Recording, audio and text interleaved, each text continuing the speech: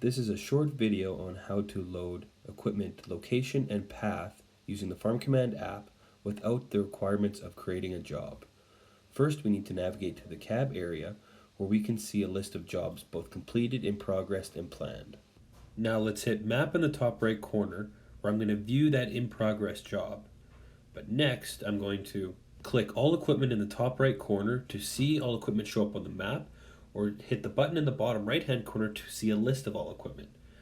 Clicking on one of these machines will zoom and select that machine, where I can choose the attribute, which can be path, fuel usage, or speed, and then the time range, which would be 1 hour, 6 hours, or 12 hours of historical path loading. So here I'm going to choose a Rogator 1084 sprayer. It zooms to that location and opens up my side panel where I'm going to load path for the past hour. And you can see the path of the machine then loads onto the map. In the top right corner you can see Fleet View and Job View.